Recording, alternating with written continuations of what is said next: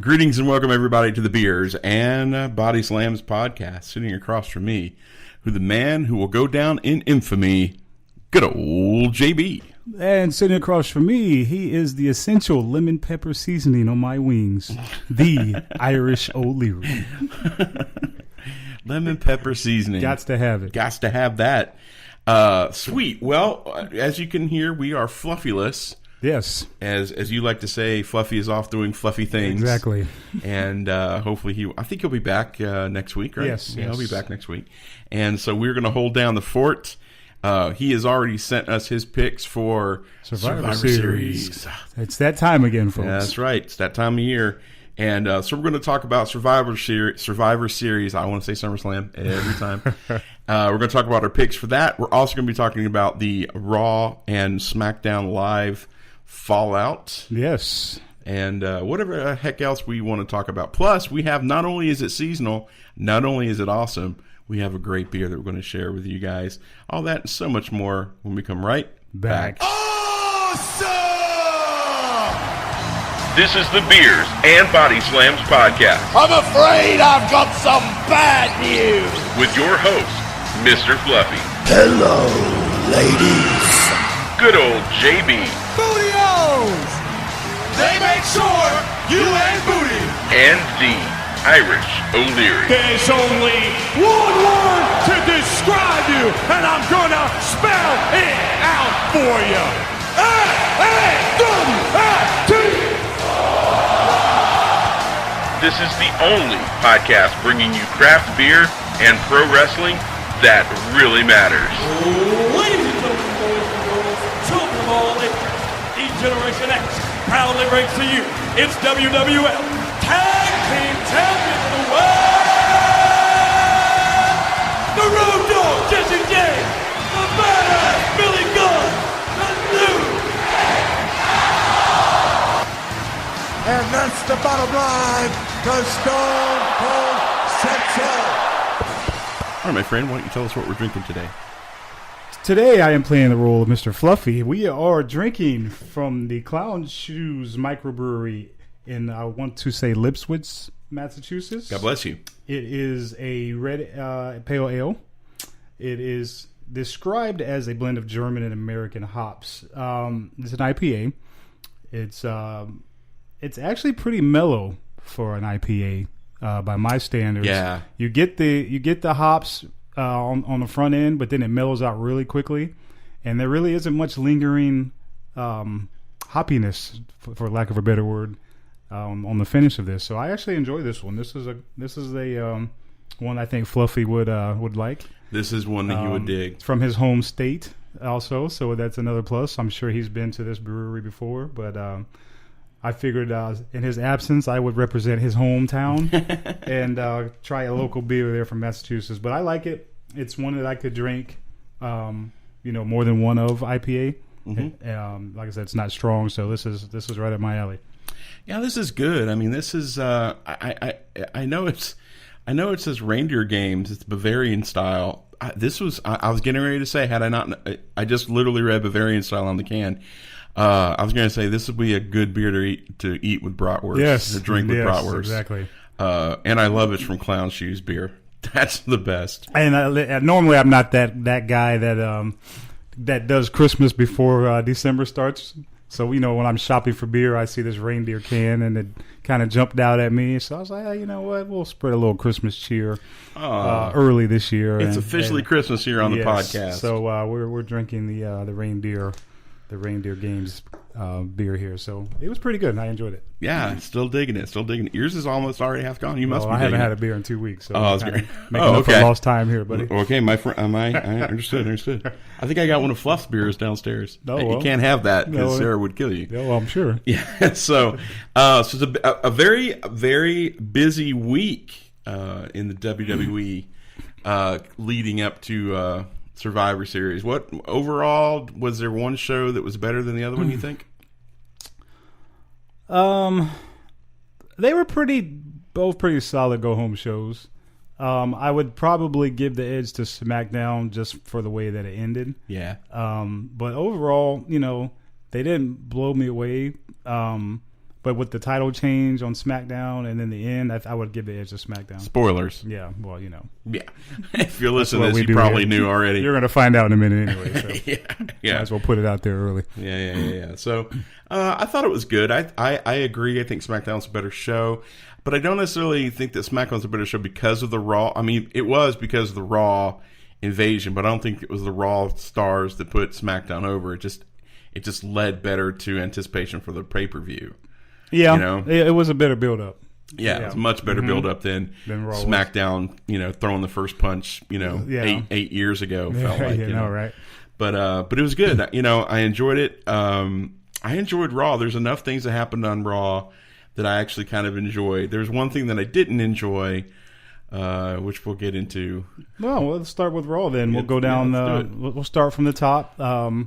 Stephanie comes out first. Back in full Stephanie McMahon mode. That's what's best for business. We get Kurt out there, and she runs him down pretty good. Kind of made him look weak, to be honest with you.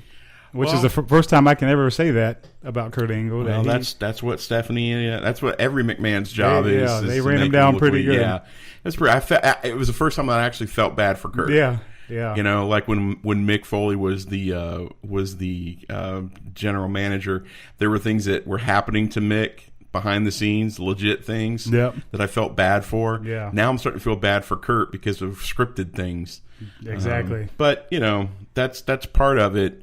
What happened at the end, the end story with Kurt that night was probably the worst. But But she comes out and runs him down. She ridiculed him for the Jason Jordan pick, which I would have as well. Yeah, sure. Who wouldn't? Who clearly is struggling to get at this point, and the heel turn has got to happen sooner rather than later to pretty much save his career. Well, we can jump into that now. They've set the plate. They've set the plate for the heel turn. Oh yeah, and we called for this a month ago. Yes, we did. That he needed to do this, and it looks like they're going forward with that. So we'll see. What happens Sunday. We're all pretty sure what's going to end up transpiring. Mm-hmm. She called it, chastised him for losing Cena to SmackDown, for him Cena choosing SmackDown over Raw. Yes. She put that on Kurt Angle as well. Because that was his choice. Then we have an appearance by The Shield, which pretty much saved the segment. You are correct. They come out and, I tell you what, they look good. They look good together again. Yep. Two of the three of them were kind of floundering for a while, but they're back in their element. Yeah. I hope they have a long run together again before they eventually split this thing up. Right. I love the interaction of where have you been? Yeah. To Roman, Exactly. and Roman's like, well, let me ask you a question. I'm gonna spin this. Where have you been? Your husband only put you through a table 6 months ago. Yeah. He looks more comfortable on the mic too. Yeah, well, I mean, Roman did. He always did when he was part of the Shield. Yeah. That was the beauty of that team because they could team up and shoulder the burden together. I think Roman's much more comfortable. He's much more likable. Yeah, because he's not the guy role. He's part of a team. But he's the clear leader now of the Shield. That is true. Which is good that they have placed him in that light. He's doing the talking. He's the guy behind, when Dean and Seth came out, he comes up behind them, right. Kind of showcased him being back. That was well done how they did that. I like how Dean came to Kurt's defense. That's nice. During the segment. A couple memorable quotes that I remember from that is when Stephanie asked Kurt what he was going to do about it. He's told her he's going to break her brother's ankle. Yeah. Oh, that was pretty funny. This isn't the 1990s. Yeah. And Stephanie tells the Shield, you guys seem to be missing your tag team titles. Yeah. A little dig at them. Yeah. I thought that was pretty cool. And then at the end, Roman basically saying that they were going to whip the New Day's ass after they challenged him to a match at Survivor Series. Yeah, I thought that was interesting. Coming off with that statement in the first hour in the first segment, yeah. I thought it was good. It needed to be a strong return for Roman. It needed to be a strong segment for the Shield. It saved, like you said, an otherwise not. It just so ran great. too long. Yeah, I think and I think they come out earlier, but well, again, it's the whole problem that we have when Stephanie and Trips and they're the stars. It's like they're the ones, they're the ones. Wyatt. So anyway, so it was good to see them. The culmination of what happens with Kurt Angle later on makes a lot more sense. Exciting. I think they're setting up Jason Jordan's heel turn, which we'll get to in a moment. Mm-hmm. But then we get the first match of the night: Bayley versus Dana Brooke versus Mickie James. Yeah, it was pretty good. It may have gone the way everybody thought it would go. Obviously, the moment for me was when Asuka knocked out Dana Brooke with the roundhouse. Yes, that was pretty impressive. Yeah, there's nothing that Asuka does that's not impressive. That was pretty impressive. Except stand there for no reason because she sucks at that. Go back and watch when they put the camera back on the women standing at ringside for no reason at all. Asuka seems very uncomfortable. She's like, I don't. Yeah. Do I look sexy? Yeah. Do I look tough? Do I look sexy tough? What do I do here? I don't understand. Yeah. But that roundhouse was amazing. I was really excited to see Dana Brooke back. Yeah. It was good to see her. And then she took the punch from Asuka, and I'm like, well, son of a gun. Well, she put her hands on her, so maybe that's... She set herself up for that one? Maybe. I mean, they're going to feed Dana Brooke to Asuka. Maybe so I guess now you're back to it as a heel, huh? Yeah. Yeah, I guess you would be. So I don't understand what they're doing with her. I don't think anybody does. We've spoken about how I feel her future's headed, unfortunately, but let's hope that I'm wrong. And she gets back onto the main picture here in the next few months because I actually like her. I think she has some potential, but she's been underutilized. And obviously, we've documented she was called up too soon. Yep. But and then she had that situation with her boyfriend, which is not good. She lost a loved one, and that kind of set her back a little bit. But hopefully she rebounds and they give her something going forward. But hopefully an Asuka feud can bring something out of her and kind of rejuvenate her. So we'll see what happens. Putting her with Asuka is quite the amazing talent, and spending some time maybe getting a little bit of that strong style Japanese influence in Dana Brooke's character wouldn't be a bad thing. So here's hoping. I don't want to see Dana Brooke go because I liked her in NXT. I liked her, the idea of her, but I didn't think she was called up at the right time. Well, I always felt like her and Emma should have been paired together. Mm-hmm. Kind of like a mini version of the Beautiful People in WWE. Yeah, they could have expanded upon that. Yep. That would have been, in my opinion, the best way to go with them. But they've fumbled the ball a few times, and they're what a shock. What a shock. What do we know? We're just fans. We're just people who watch the stuff exactly and buy the merchandise. All right. So next up, we have Akira Tozawa and Kalisto versus realest champ in the room, Enzo Amore, and new sign guy Drew Gulak. I'm over Enzo. Yeah, he's grading on the personality scale. When he, honestly, when he comes out, I like fast forward through his stuff. Yeah, just because I don't really find him compelling and entertaining at this point anymore.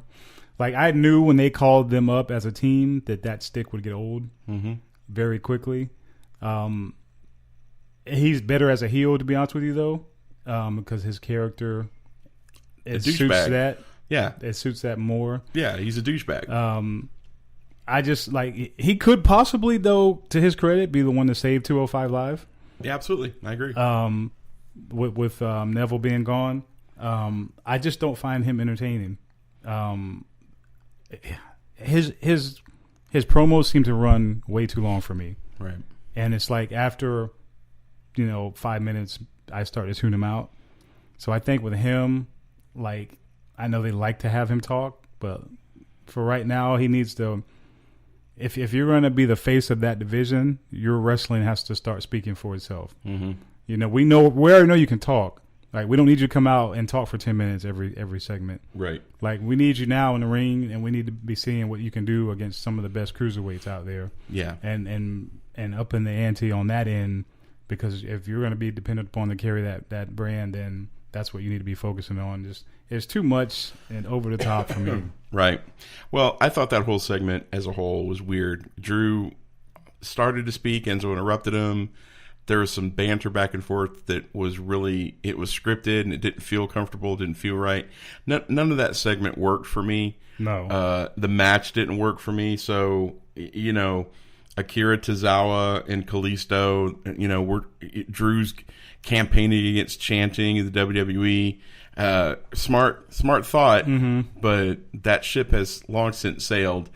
And I just don't get it. I don't think partnering Enzo with anybody is helpful at this point. In fact, it's more detrimental to his character. Because if you're the quote unquote realest guy in the room, you don't need anybody. Correct. You know what I mean? So right. that kind of contradicts.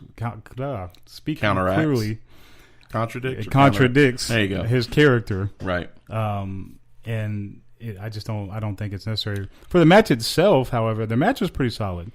Sure, there's three legitimately great stars. The wrestling. match itself, it was pretty decent match. Just the talking is too much. So let me ask this question: the rumors abounded earlier this week that Neville may be returning to the WWE. That would be that would be huge for them. That would be if huge. they could talk him back. Yep. I'm assuming it would be contingent upon him not being in the cruiserweight division anymore. Yeah, I think that the damage has been done with him in the cruiserweight division. I listened to the Jericho podcast with Austin Aries, and it was interesting to hear the conversation about. Do you remember the last match that he had? They had like 4 matches in a row, and Austin lost all the championship matches. Yeah. And the last one, he was just sitting there and kind of had that look on his face. Yeah. He said afterwards? In that moment, he says, I'd realized that there was really nothing else I could do. Yeah. Because I'd been on the announce team, and Vince loved him on the announce team. He says, nobody was buying me as a face. Yeah. I'm a better heel. Yeah. But then I've got one of the best heels on the planet in Neville, and I just lost to him. Yeah. So there's nothing else I could do. He said, if I were to go back today, because he was not fired. He did not walk out. He literally just said, look, it's just not working for me. The writing team had nothing for him. They graciously let him do the 3 months no compete at the Performance Center. Yeah. And I say all that to say this. We have the exact same scenario with Neville. Neville cannot go and be legitimate with Enzo. And the flip side is Enzo can't be in the same division as Neville. Yeah. Because the shadow is too large. Yeah. You know? You know what I would do with Neville if they would bring him back? He was already turning face towards the end before he left. Feud him with The Miz. That would be interesting. He desperately needs some competition for that title. Right. He's bulked up to enough to where he's a credible mid-card talent to where he could carry that Intercontinental title, and The Miz is about the right size guy for him to go against. Right. For me, that would be, I'm the king. I already conquered the cruiserweight. Now I'm coming for your title. Right. Type of deal. And I think if they were to repackage him, bring him back, that would be a good way for him to start. And he could keep most of the same characteristics. I mean, he could be the dark brooding thing, but he could be that dark, just like Badass. Yeah, totally. Yeah. And I would love to see him go toe to toe verbally with The Miz. Yeah, I think that would be test him. You know what I mean? So that would be I think that would be a good way for him to come back.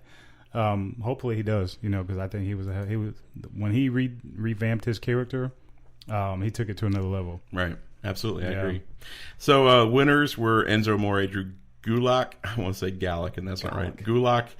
Next up, we have the recently returned to the roster Bray Wyatt, looking considerably thinner after heaving his guts, literally, against Jason Jordan.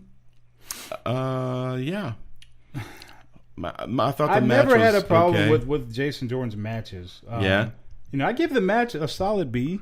Yeah. All the screaming has to stop. Like the yelling, like every 5 seconds. It's annoying. Yeah. Now it's worse because you're a face doing it. You're not getting a reaction. So it just was like, why are you doing it? You know. His in-ring ability has never been questioned. He has an amateur background. He was great tag champion.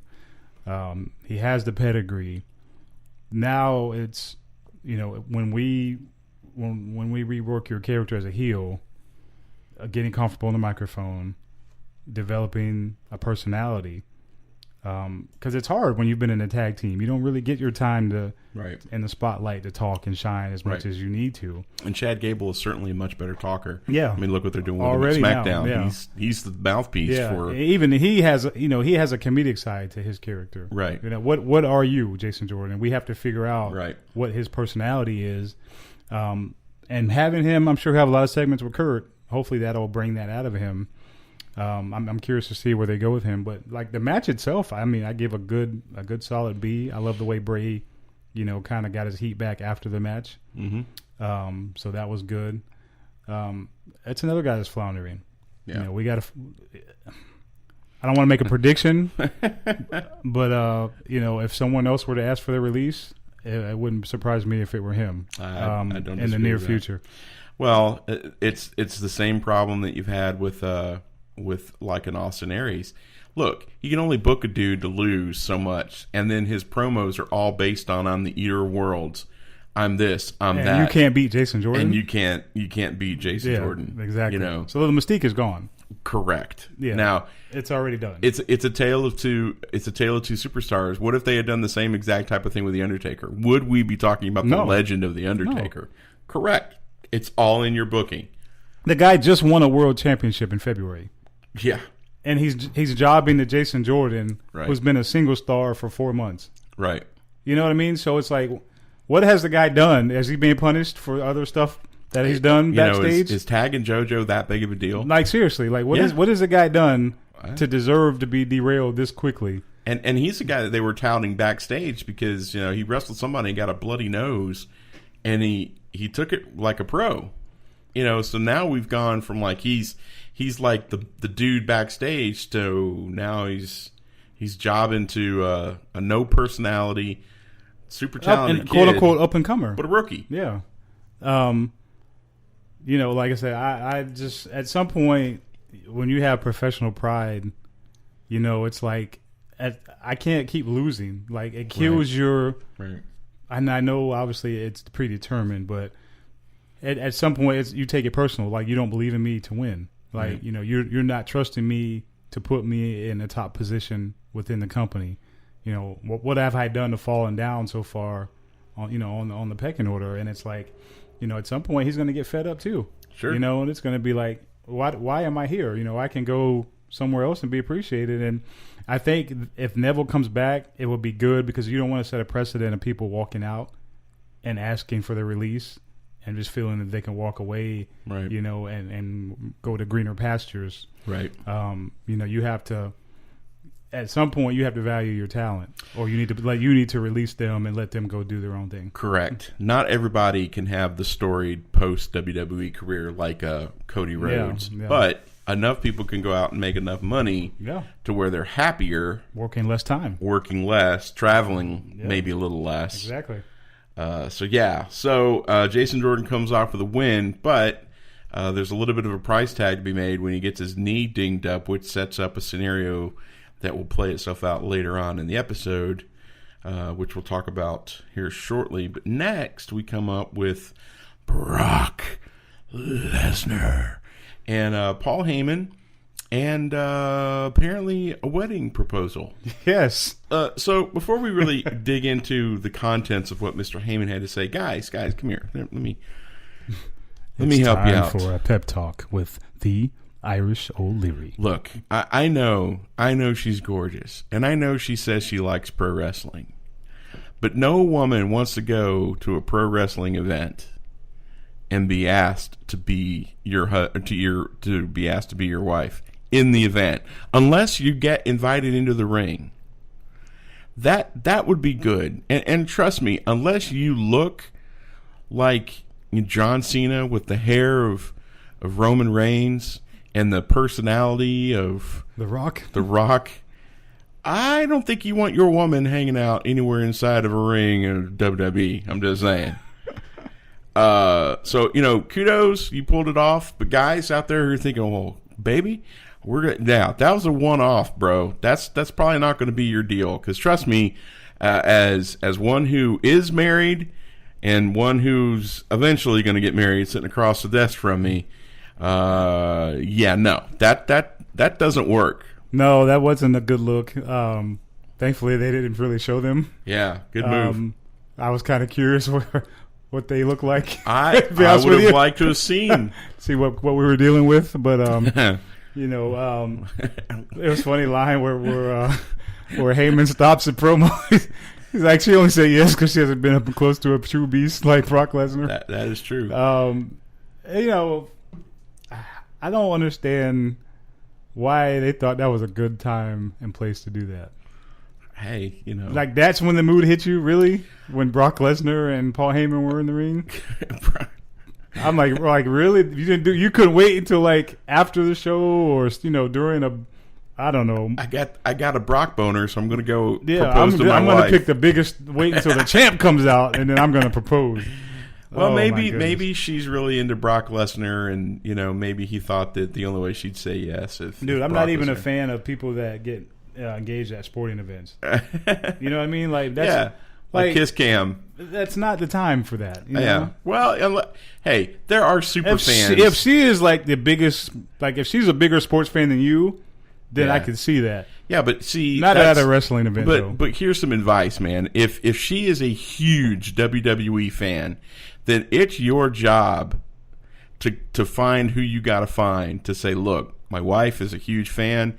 Would you allow me the 2 minutes to get in the ring before the house is open or something? I just want to propose to my wife inside WWE ring. Is that possible? Yeah. That's during commercial break. Yeah. Put them on the Jumbotron. Yeah, something like that. Do it that way. Yeah, you know what I mean? Yeah, but doing it like in the middle of a Paul Heyman promo. That wasn't the greatest idea. That's a fail in my opinion. Yeah, I want to find out more about this couple. I want to see what their wedding is like. I want to see,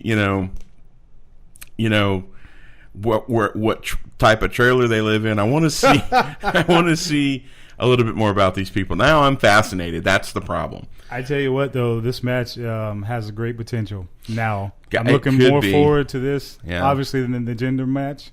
Even though I thought he needed the rub more, the contrast in styles should be really good. We know obviously AJ can carry the day in the ring. They built it up well on SmackDown, and it's crazy because it's a 2-week notice. I know, right? And the build-up's already like I'm looking forward to it already. But let's be serious. Brock Lesnar's not going to really start training until about a week out anyway. Oh, because he's Brock. Well, yeah. But I will say this though: WWE is canceling gigs in India. Did you see that? Oh, are they? Yeah, they canceled. I'm sure that didn't go over very well. They had 2 matches in India, and they canceled one of them, and they made the other one a super show.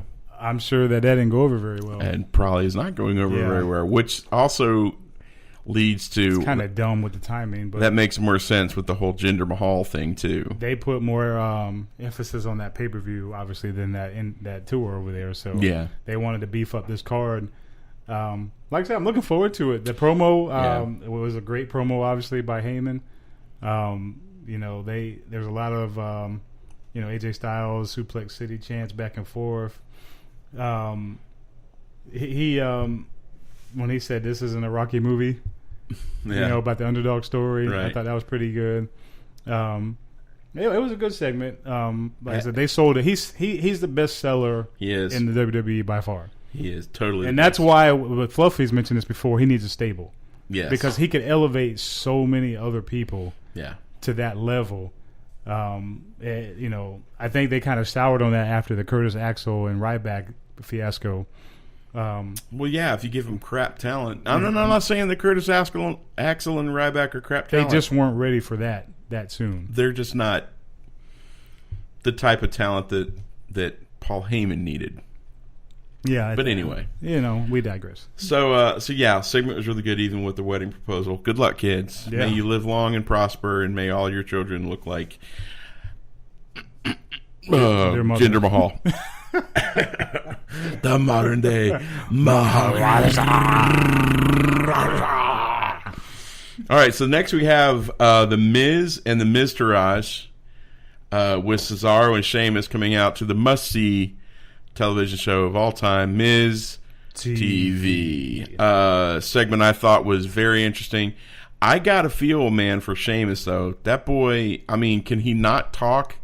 I think it's part of his character now with the whole mouthpiece in because... Cesaro?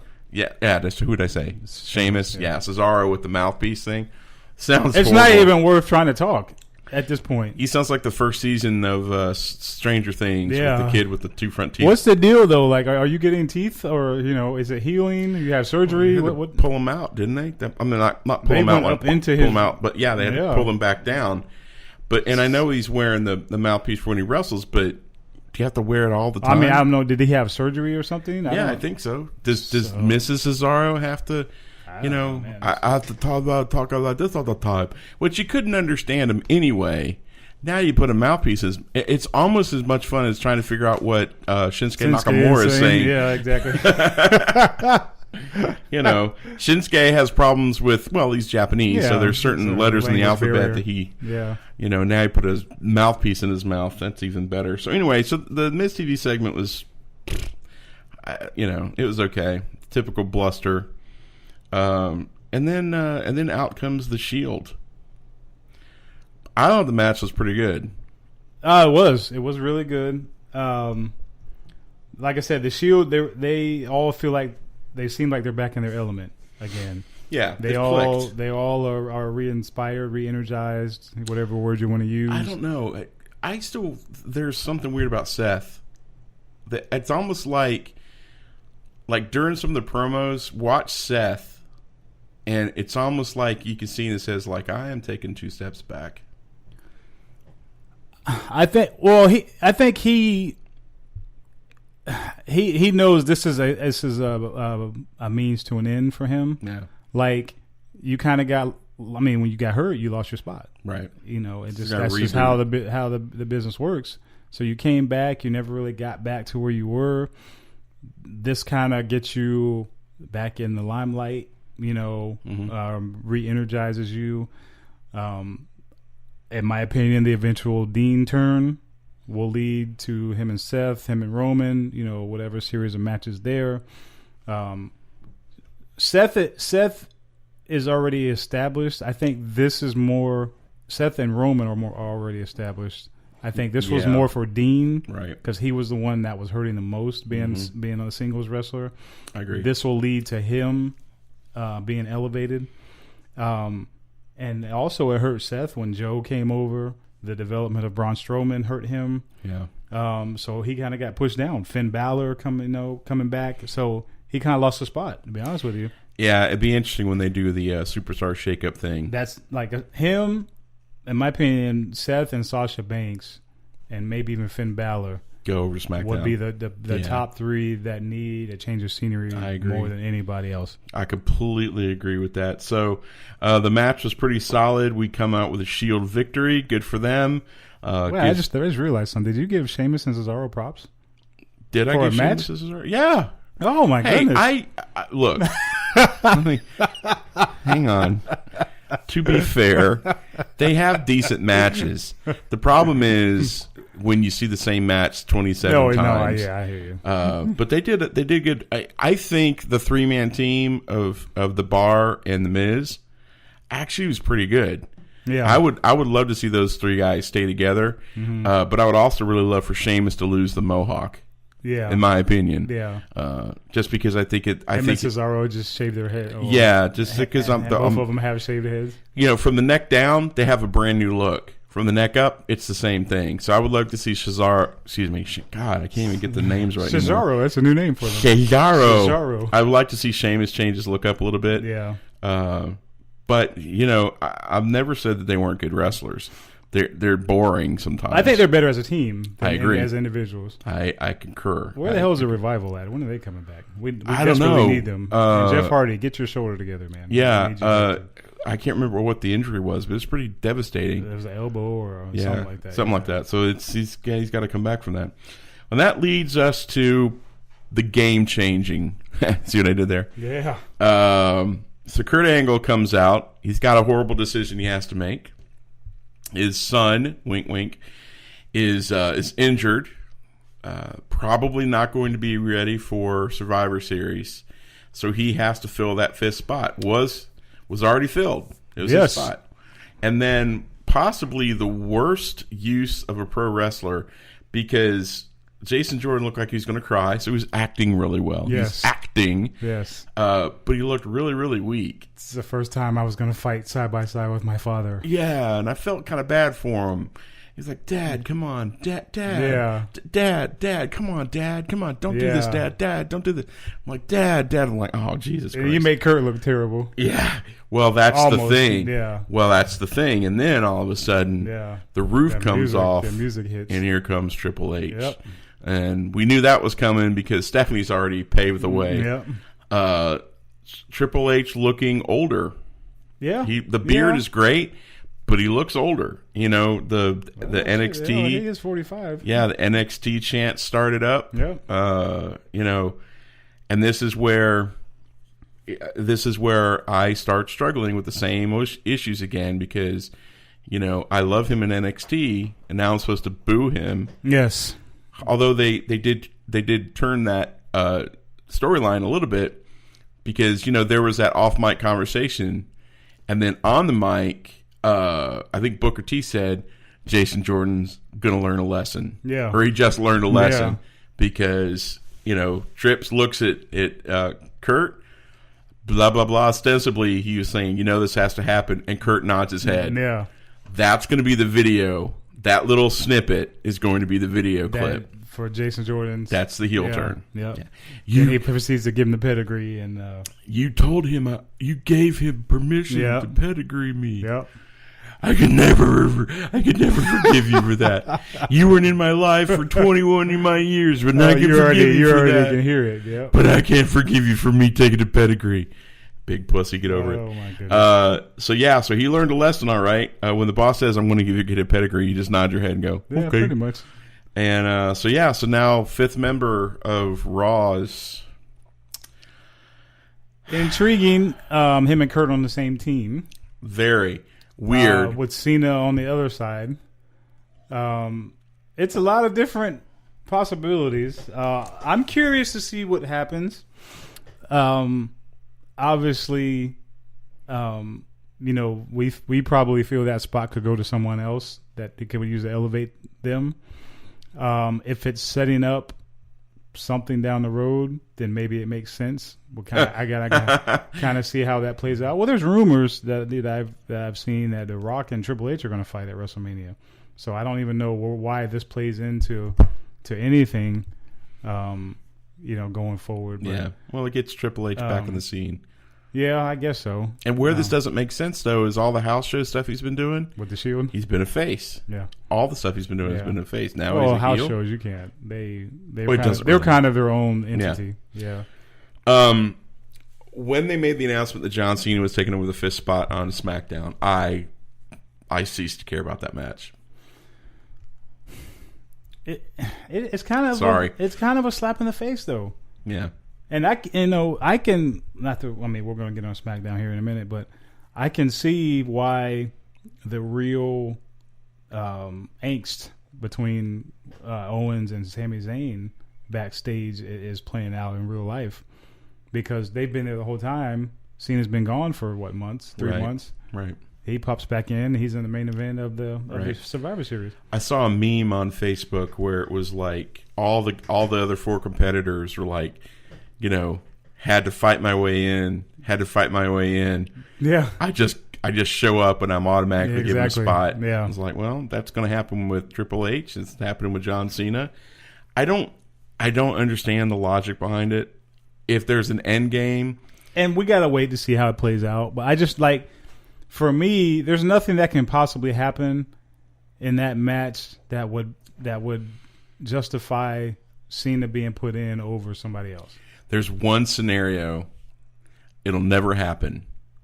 If Cena turns on the SmackDown team, yeah, that'll never happen. That'll never happen. Yeah. But that would be the scenario that would make sense. Yeah. Those 3 old dudes say, you know, oh, you thought our time was past. Yeah. You're incorrect. Yeah. You know, and then they all turn heel and just bust the crap out on everybody. And that would be That would be truly game changing. Yeah. But it will never happen because that would mean that John Cena would be a heel. Has Cena ever fought Triple H? Oh yeah, They God, haven't? seriously? In recent memory. Not in recent memory. Hang on, just 1 second. The joy of my being where we're at today is I have access to a computer. Let's see, John Cena wrestling. When's the last time they fought? I wonder. I'm curious. Let's see, coming up here, WrestleMania 22. So it was a long time ago. It was a while ago. Yeah, About, WrestleMania 22. 12 years? Yep. Night of Champions back in 2008. Oh, yeah. So it's been a while. Yeah, it's been a while. I remember they had the corporate, when Trips and Stephanie were the corporation or whatever, and Cena was kind of, when him and Dolph were going against them, but they never fought during that feud. So I was just wondering if maybe they're setting something up between them two. For WrestleMania. I don't know, but probably. We'll see. Well, The Rock probably didn't help anybody when he was doing that backstage stuff with Nia Jax, saying, "Hey, if you're really uncomfortable, walk away." No, that's not what you tell her. You tell her go back. Well, what apparently there was some clarification. Nia did an interview where basically she said he didn't tell her to specifically leave, but he said if you're not happy, you need to ask for time away so you can figure out what you want to do. Right. And that was what he told her. Because she clarified that because she was asked that specific question. Oh, I didn't So, yeah, so she said that he told her if you're not happy, you need to let them know and you need to ask for time away to figure out what you want to do. And if you don't really want to be there, then you need to walk away. Right. That's what he told her. Right. Because it's not a business where you can go half-ass, right. And make it. Right. So he wanted to make sure she was, if you're truly into it, you need to make sure you want to be there. Yeah, you better be in it to If win not, it. you need to step away. So that's what that conversation was. Understood. All right, well, let's keep moving on because Yes, we still have to do picks. So Oh, yeah, we do. We're in a while. So now we got Bullet Club versus Samoa Joe. Wait, no, we don't. We have Bullet Club minus Finn Balor against Samoa Joe And Finn Balor. There you go. This match, anytime they put Finn against Gallows and Anderson, I literally just... You know that sound of nails going down a chalkboard? Yes. You know that sound of cats in the middle? Yes. If you combine those and turn the volume up to the decibels of an airplane, that's what literally is going on in my head the whole time they're fighting. Yeah. Because it pisses me off. But Samoa Joe and Finn Balor win against the hopefully soon-to-be released Gallows and Anderson. Let them go be badasses somewhere because they certainly aren't doing it here in the WWE. Unfortunately, I don't think that they're going to get their just due over here. They're not. I hate that. And it's probably back to Japan for them. Yeah, it wasn't a bad match. It wasn't a horrible match. Yeah. It wasn't a bad match. But it was good to see Finn and Samoa Joe tag team. It was very interesting towards the end. At one point, Joe is directing traffic. Yeah. I thought that was interesting. Yeah. So it was good. Then post-match, he just walks away. Yeah. And thanks. We're not celebrating. I did my job, and I'm Yeah. out. Hakuna Matata. Exactly. So that's that. And then we have, and I hate when they do this, Kane versus Braun Strowman. With what I like to call the ECW finish. Yeah. If you remember one of the classic ECW matches where Taz was wrestling, I don't remember what big man. I want to say it was, God, I can't remember who he was wrestling, but they went through the. I couldn't even tell you. The entry, the walkway. Uh-huh. They took out the supports and stuff, and they went through the walkway. So this is what I like to call the through the ring Gotcha. ECW match. So Kane versus Braun Strowman. Never even got started. Never really got going. Yeah. So there's no end. Show went off the air. Power slam through the ring. Yep, they're underneath the ring, duking it out in a vicious thumb wrestling battle. It was a good visual way to end the show. Yeah. You didn't really want to have a winner in that instance because I'm sure they're setting up a longer feud there. Yeah. So from a visual standpoint, it was a good way to end it. I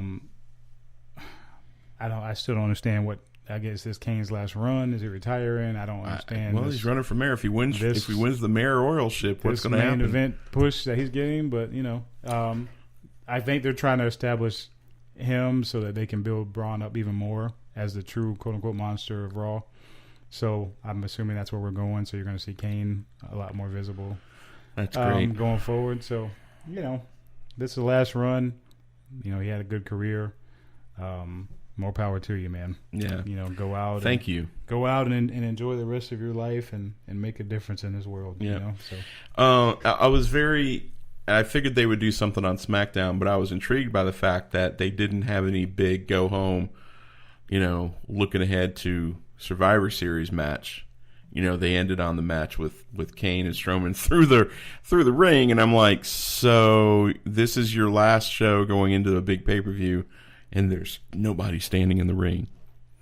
Brilliant. They kind of built it up with the Triple. I think that was their end with when Triple H declared himself the fifth member. Yeah, and they kind of left it at that.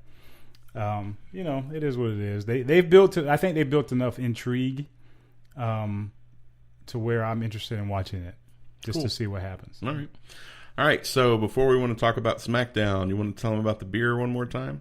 Yes, my beer's gone. The Reindeer Games. I got to catch up. From Cloud Shoes Beer Microbrewery out of Massachusetts. A red IPA. It was pretty good. Like I said, it was very. It wasn't overly hoppy. You get a little bit of hop on the front, but it mellows out really smooth on the finish. Mm-hmm. And it's definitely an IPA I could drink multiple of. We thank you, Cloud Shoes, for this wonderful beer. Yeah, so let's look at SmackDown Live. I love that Shane starts off the show. He's in the back, just so happens to have a microphone. Oh, yeah, the pep talk. He's giving a pep talk. He's giving a little bit of a pep talk, and then all of the roster is standing there, and there's Kalisto, and then standing behind Kalisto is Baron Corbin. And if I'm anybody wrestling Baron Corbin, I don't have my back to them. No, that wouldn't be smart. But hey, just TV, kids. Doesn't have to be logical. So Shane hyped Survivor Series. Everybody needs to be on the same page, even though if everybody was on the same page, there wouldn't really be any matches that night. Yeah. Strikes me as odd. Exactly. What do I know? Well, we just work here. That's right.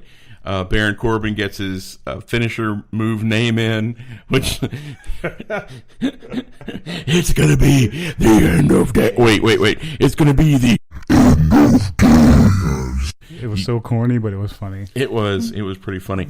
The little button right here drops my voice to like this real low. You couldn't hear it, but it was really. Becky Lynch, she's going to get an armbar. Armbar. Oh, that. Break her arm.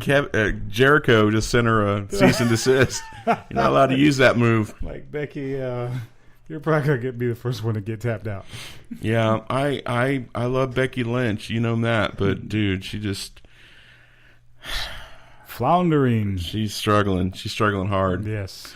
I'm having a hard time taking Becky Lynch seriously. And I think part of it is because, A, she's written that way. And, B, if you watch any of her social media stuff, she's just a cornball. Oh, yeah. I can't. Her and Charlotte, for that matter. Yeah, I can't. They need their own. I said they need their own network show. They do. Because they play well off of each other. I cannot think of her in any way that is serious. No, yeah. Romantically, seriously, anger-wise, No, I know what you mean. You just can't. Not like I'm not that type of romantic. She's very tomboyish. Yeah. And a goofball, like you said. They do the little sexy poses. I'm like, no, Becky, stop. That ain't you. That's You're just the not girl you. next door. Be that girl. Yeah, you go be you. And I did love that Big E got the SmackDown Rocks thing, which was totally awful. Why? So they're in Charlotte. Woo! Not in Charlotte, but they're actually in the city of Charlotte. Exactly. Woo! So, and I thought they smelled bad on the outside. So after we get through the pep talk, we come back. It's WWE United States title with Baron Corbin versus Sin Cara. Did anybody on the planet think that Sin Cara was going to win this? No, but would you know he just signed a new contract? Hey, congratulations, Botchamania. I didn't even know he was on the roster 3 months ago. Sin Cara? Yeah, 3 months. He hadn't been used, and then all of a sudden he gets a new deal, and now he's front and center. He's been in some background stuff. Yeah, I saw the picture of when Baron stepped on his ankle a couple weeks ago. Oh, yeah. I thought that was That's pretty bad, brutal. yeah. I thought he was out. It was a tune-up match for the Miz, basically, Yeah. is what this was. Yeah. To get Baron ready for that. Kind of interesting that match, because they've been going back and forth on social media, him and the Miz. Right. I can't really tell if it's a work or a shoot, but it's kind of been some personal stuff put out there. Dude, when the Miz looks in the camera and says, "You say another effing word about my wife," Yeah. it's like, oh, yikes. So Maybe you crossed the line, I bro. don't know what's going on there, but I'm interested in that match for that very reason alone. So we'll see what happens. Match, is what it is. Like C-. There is nothing that Sin Cara does that blows me away. It's hard to get behind somebody that doesn't talk. You are correct. So you don't really get a feel and sense for their personality, who they really are. He obviously is a cruiserweight on the main roster, doing his lucha style wrestling, which is, can be exciting, but if you don't speak and you're not given time to talk, the fans really don't have reason to care about you. Yeah. And I think that's where he's at, with his character. He's an enhancement talent. He'll win an occasional match, maybe here and there, but other than that, there's no big picture push behind him. Well, I think that even somebody like a Rey Mysterio, who didn't talk very much, he just had a natural charisma with a crowd, and Cara doesn't have that at all. Of course, this is Sin Cara version 2. Yes. But, with a guy like, who was his buddy over on Raw? Kalisto actually has a little bit of a personality that comes through, and he does do some interviews. They should have been kept as a tag team. Lucha Dragons was a I good agree. tag team. But a couple weeks ago, Sin Cara was interviewed, and it was like, I have a mask on. I can't. hey, guys, even Ryan Reynolds does overdubs when he's talking as Deadpool. Do an overdub on that bad boy or something. Yeah, it was. Cut a hole in his face, and the man's lips can move. I didn't really care about that. Yeah, it was not good. So Baron Corbin wins. Good for him. He's ready. He's going to face the Miz. We're going to do our pick soon. So then we have the SmackDown Women's Title match with Charlotte Flair in Charlotte, North Carolina, going against Crazy Cat Lady cousin herself, Natalya. Old Natty. I kind of saw this coming. Yep. I was trying to figure out how they were going to pull off a Natty versus Alexa heel versus heel match. Charlotte just obviously makes more sense. In fact, she won it at home. And the thing that got me is, have you watched the 30 for 30 yet on Ric Flair? Dude, do yourself a favor. I'll watch Seriously, it today. I promise you I'll watch it today. When he walked out, man, like my eyes literally watered just for that moment that they shared. Just remembering, like, watching his 30 for 30 special, all the stuff he's been through lately with his health. You could tell she was really emotional winning in front of her friends and family. Yep. It was a very touching moment if you haven't seen it yet. Flair walked out. It's good to see him back on his feet, up and around. Yep. Did he strut? Well, she did. Yeah, good. He walked out. He was just like, he was overcome with emotion. I think the fact that he went through what he went through with his health made him appreciate the fact that what she's doing even more. When she won the title, it was like, man, this could be the last time. Yeah, Rick. I almost didn't live to see you win another championship. So you kind of felt the emotion, and he got emotional, she got emotional. So it was like that's the one point of the show that kind of got me. It's like, man, this is pretty cool right here. But yeah. Good for her. I'm looking forward to that match with Alexa. Yeah. That should be very interesting. Well, and I hate to say this, and I like Natalya, and I certainly want to be respectful because I've met her dad a few times, and he will kick my ass. But I just don't think. I mean, yay, Natalya, you've had your championship. Now it's time to just elevate other talent and sail off in the sunset. Because it's. I think that was her last run. I really hope it was, because she did nothing with it. There's no fault of her own, though. Well, it's not She's really. not. What champion over there has been booked great? Even when Alexa was there. Well, yeah, even they haven't placed any emphasis on that title. Well, they haven't placed any emphasis really on any except for the Jinder Mahal. Yeah. Jinder's really almost been booked well. AJ's been jobbed out a few times. I haven't seen Naomi since she lost it. Carmella's been carrying around that briefcase. She hasn't even hinted in cashing that thing in a month. Right. Becky, she hasn't had a meaningful match, and I don't remember how long. Right. They're not even promoting what they have over there. Right. And the title's an afterthought. So that's probably why they just gave it to Natalya. You know, here's your title run. Yeah, here, have fun. I didn't have any meaningful title defenses. And, you know, I wouldn't say it was devalued, but it was like they took a step backwards with the whole Money in the... you would think after the Money in the Bank ladder match, 2 of them, by the way, Yeah. that title would have been pushed to the forefront. And now it's just an afterthought. All of the belts are that way. If you're not in the top 6 Yeah. men, Exactly. you know, even that. If I were Sami Zayn and I were Kevin O, I'd feel the same way. I'd be the same way. Yeah. I'm a fan and I feel that way. Yep. So next up we have Jimmy Uso Oh. against Chad Gable. Jimmy wins. Which I don't get. Well, I kind of do, because they're going to Survivor Series. That's the only reason he won. If I were Chad Gable, I'd be like, hey, you remember that time you almost broke my leg? They're supposed to have that title match, though. Yeah. You would think that would give them some momentum going into that. Yeah. But it was kind of poor timing, to be honest with you, to do that match now. I think they just sat around and was like, who can because we put up against? you just weakened them, Yeah. Gable and Benjamin. Mm-hmm. The Usos really didn't need a boost going into the pay-per-view because they already have the belts. But it was like they could have fought someone else just at that moment. It was just bad timing. I know, right? This would be a good time to bring out your Fandango, Exactly.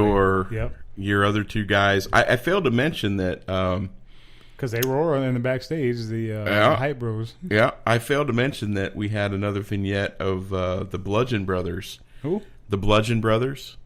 Oh, you know. Oh, Eric Rowan and Luke yeah, Harper. Yeah. Those guys that are repackaged, debuting next week, supposedly. Hint, hint, wink, wink. Yeah. Okay, great. then. Well, we'll have yet another team to squander. So Chad Gable loses to Jimmy Uso. Yep. And then we have the New Day. Yes. Versus Sami Zayn and Kevin Owens. Yes. This does not end well for anybody, really. Nope, it did not. Predictably, Raw made its revenge here. Match ends in a no decision. Shield comes out. They come down to the ring, confront KO, Sammy, the New Day. KO and Sammy bail, leaving the New Day to fight the Shield. And then all hell breaks loose, where we go backstage to see Alicia Fox leading the women to a backstage attack of the SmackDown ladies, which makes no sense. Which left Charlotte laying in the middle of Team Raw, and then we see Sheamus Cesaro come out to the ring, and everybody piles on, and we have a full-on brand versus brand. We have a melee battle royale in the middle of the ring. A slobber knocker. Yes. A old-fashioned beatdown. Which ends in Shane McMahon being powerbombed through the mat. So there you have it. Through the... Not literally. Right. Yeah. So he took that for the team. The Raw team was victorious. Shield looked stronger than ever. And that was your go-home show leading into Survivor Series this Sunday. It's intriguing. Like I said, I'm going to watch. There's a couple matches that have my eye on. It should be a solid show if it's done correctly. But we've been there on this road before. We'll see what happens. Just once, WWE. Could we just not go into... Could we go into a pay-per-view that's not an NXT brand and not say the words if... Yes. Because there's no question that the NXT show is going to kick ass. Yes. There's no question. There's no question. No debate, no thought, nothing. But when we're going into that big pay-per-view on Sunday, be like, well, if they do this well, it'll be good. That's so horrible. That's tragic. We have low expectations. Yeah, lowered expectations. All right, so let's go ahead and get into it. The picks. Yes. Fluffy. Was there anything else on SmackDown? Do we really No, need to talk we're about? good there. Fluffy sent us his picks. Am I the returning champion? Did I win last time? Yeah, you are still the reigning champion. Oh my we didn't pick the God. last pay-per-view because we we're all somewhere else. Yes. Oh my God, I actually won. So first. I get to go first. So let's start off with the Shield. Starting at the top, huh? No, we're starting at the bottom. The bottom? Yeah, starting at the bottom, working our way up. Gotcha. Shield versus New Day. I am going to say the Shield because why not? That only helps them. I think this is going to be. I'll just go ahead and say this. I don't think every match is going to be weighted this way, but I think all the matches are going to be very heavily favoriting Raw going into the 25th or 35th anniversary of Raw. I think it's the 25th anniversary, right? Hang on, let me go back here. It's here just a second ago. It's the 25th anniversary of Raw. So I think they're going to weight this a little bit more heavily towards Raw. They've been really hammering the B brand. So I think Raw is going to come out ahead. So I say the Shield. I would tend to agree with that. There's no reason for them to lose this match. New Day can survive a loss here. The Shield, like I said, they look strong. There's no reason for them not to go over here. All right, Fluffy chooses the Shield as well. So we are all on the side of the Shield for this one. Next up, we have the champions versus champions, Sheamus and Cesaro. I don't know what order this is going to be in. Doesn't matter. It wouldn't make sense for them to put two tag team matches against each other. But we're going to have Sheamus and Cesaro versus SmackDown Live's Jimmy and Jay, the Usos.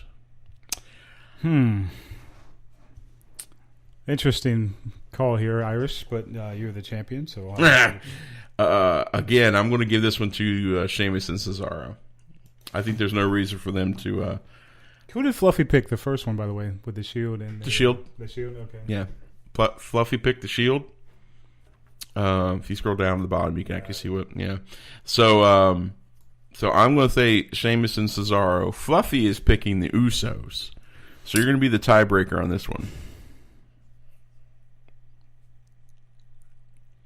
I think I tend to agree with Fluffy on this one. I'm going to go with the Usos. All right.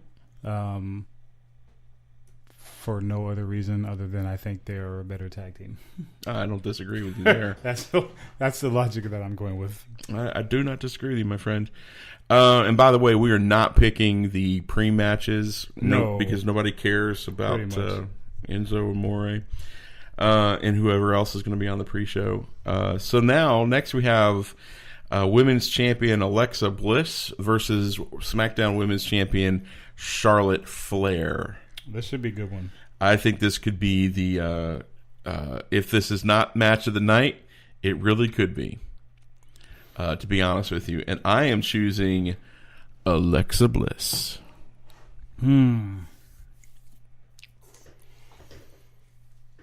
Oh boy. I'm gonna go with Charlotte. She just won the title. She should have all the momentum going into this match. Yep. I don't see why she should lose here after she just won the title. So I'm going to say Charlotte keeps the momentum going. Okay. I think that they're setting up something bigger down the road with Charlotte. So I think they want to try and make her look as strong as possible. Meaning what? There was a rumor.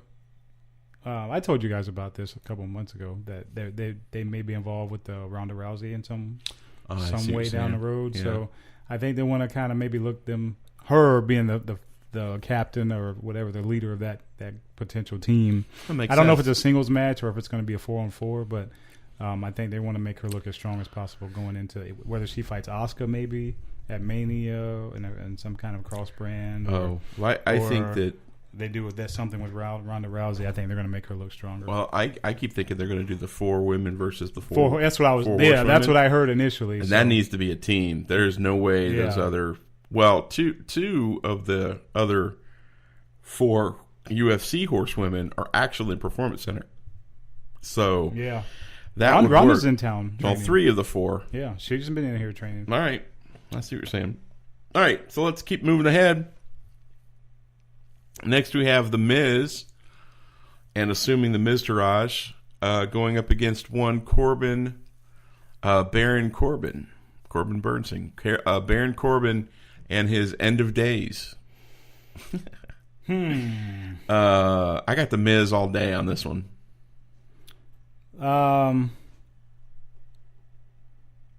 Yeah, I tend to agree with that. Yeah. JB, I'm sorry, Michael has that as well. Fluffy. Yeah, that's what I meant. Fluffy has that as well. That Wow. too. Every now and then, No, you know. the real name came out. So yeah, Fluff's got that. So Fluffy had Charlotte. You and Fluffy have Charlotte. I've got Alexa. We all have The Miz. So you're keeping track of these? Yeah. Okay. So it's good. I'm either going to be the GOAT or the GOAT. I see Okay. what you did there. Next up, we're going to have Brock Lesnar versus AJ Styles, the phenomenal one. Oh boy. Set the tone, sir. I went with AJ. There's no reason that I don't think Brock would be a big deal if he loses. I think it would be better for AJ if he won. Neither of these gentlemen are really the future of the company, but I think AJ has a little bit longer shelf life. Brock is heading out the door, I think, to the UFC soon. So why not keep it on Mr. Styles? Trying to think ahead to see who they would be facing going forward. I'm going to say that Jinder costs AJ the match, and that Brock wins. All right. Because he's going to be upset that he's not in the match itself, and somehow he gets involved and costs AJ the match, and that sets up their rematch down the road. All right. Mr. Fluffy has AJ Styles as well. So. Oh, I've separated myself there. Yep. You distinguish yourself there. We got a couple places. It's not going to be as clean cut of a pay-per-view as we've had in the past. Yeah. All right, so next we have our first of 2 traditional 5-on-5. I hate when they say that. 5-on-5 Survivor Series elimination matches. Traditional 4-on-4 plus 1. So we have Raw versus SmackDown. We have Raw with our team captain Alicia Fox, Nia Jax, Asuka, Sasha Banks, and Bayley versus SmackDown team captain Becky Lynch, Carmella, Tamina Snuka, Naomi, and who did they pick? The last girl? Who was the last one? Have they even picked? I don't have it on the list here. Did they? I don't remember them picking. Is it a surprise entrant? Becky, Carmella, Tamina, Naomi. Yeah. Natalya goes over there, I think, because she lost the... Yeah, I guess. I think the loser of that match was the 5th person. Yeah, okay. I'm going to assume it's Natalya. We'll assume it's Natalya. We can go look at WWE and let us know. Natalya. As we record this, it's a little bit of a sticky wicket. So I am voting. I'm not even going to lie. I think they're going to give it to. I think they're going to give both of these to Raw. So I'm giving them both actually. So I think the Raw women are going to win this. I agree. Yeah. It's just a stronger team, and I can't picture Asuka being on the part of the losing team already. So she's probably hang tight, Batman. She's probably going to be the one to win it for them. Yeah, hang tight. It's coming. So Fluffy, you and myself all agree. We're going to give it to the Raw women's group. So that leaves us with our final pick for the night, which is the men's traditional 5-on-5 Survivor Series elimination match. We have Kurt Angle as the captain, Braun Strowman, Finn Balor, Samoa Joe, and now Triple H representing Raw, For SmackDown, we have Shane McMahon as captain, Randy Orton, who we've not seen on TV in weeks, Shinsuke Nakamura, and Bobby Roode, and the triumphant return of John Cena.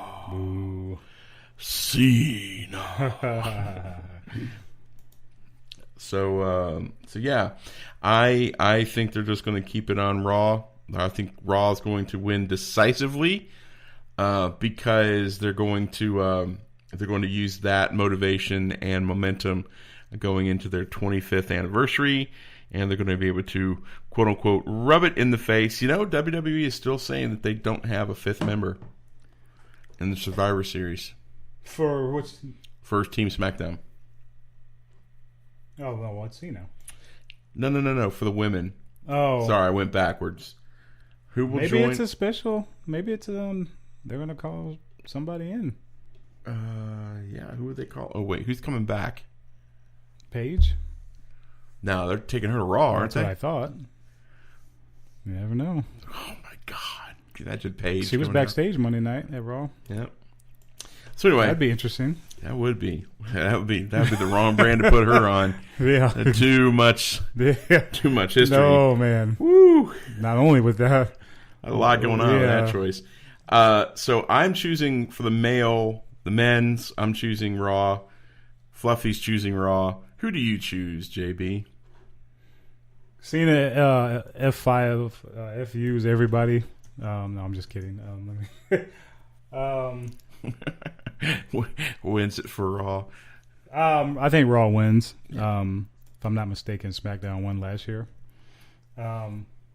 SmackDown could use the win.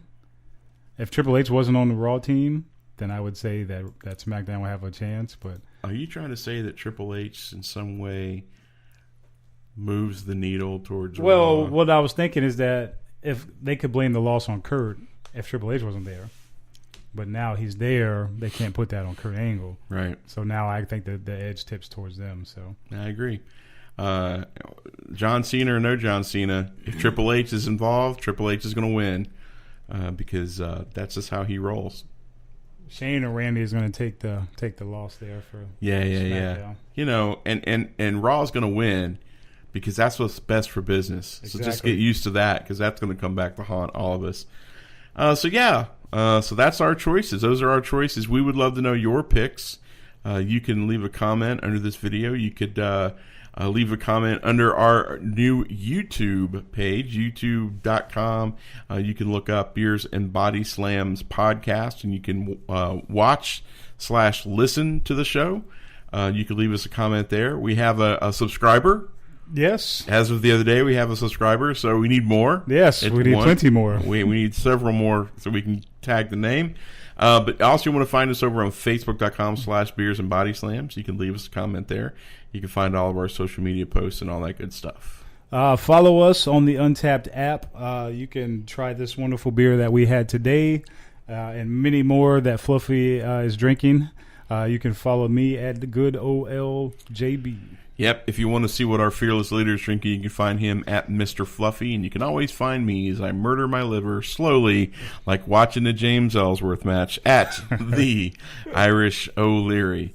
Make sure you find us over on beersandbodyslams.com. Check out all of our posts, all of our blog posts, our archive of podcasts, and leave us a comment over there. So without that being done, my friends, any last words? No, 2 solid shows. Watch NXT Saturday, boys and girls. War Games should be very interesting. We waited 15 years for this, so hopefully they can pull this off and we can have this match more than once. So tune in and watch the real A show on Saturday night. That's right. Well, that's it. Thank you guys for listening. We can't wait to get Mr. Fluffy back. And as always, keep your pint glasses full and your body slams stiff. You've been listening to the Beers and Body Slams podcast. Find us online at beersandbodyslams.com and on Facebook at facebook.com/Beers and Body Slams podcast. Until next time. Have a nice day.